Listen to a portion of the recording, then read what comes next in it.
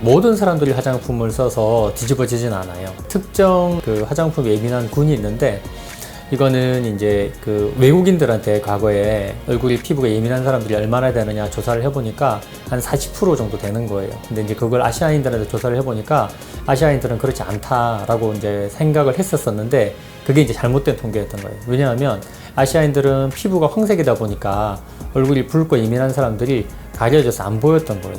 그래서 다시 이제 그 조사를 해보니까 아시아인들도 똑같이 서양인처럼 얼굴이 예민한 사람들이 한 40% 정도는 있더라라는 게 밝혀졌고, 그렇게 예민한 사람들이 피부가 나이가 들면 들수록 더 예민해져요. 근데 일부에서는 잘못된 화장품을 사용함으로 인해 가지고 피부가 더 예민해지는 거예요. 그래서 피부가 예민해진다는 얘기는 뭐냐면은 피부 가장 바깥쪽에 있는 보호막, 저희가 이제 피부 장벽이라고 얘기를 하는데, 요즘 이제 시중에 보면 뭐 장벽 보호 크림 이런 거 되게 많이 나오잖아요. 그런 식으로 이제 피부 장벽이란 게 망가지는 거예요. 그래서 피부 보호막, 피부 장벽이 망가지다 보니까 어떤 화장품 성분들이 갑자기 깊숙하게 들어와가지고 얘들이 오히려 더 자극을 주는 거예요. 그래서 피부를 개선시키기 위해서 만들어내는 화장품 중에 일부는 이게 이제 박피 성분들이라는 것도 이제 포함이 돼 있고, 이제 미백 성분이라는 것들도 포함되어 있는데, 피부가 예민하고 장벽이 망가져 있는 사람들 같은 경우는 이런 성분들이 오히려 피부 장벽을 회복시키기보다는 더 망가뜨리는 역할도 하는 거죠.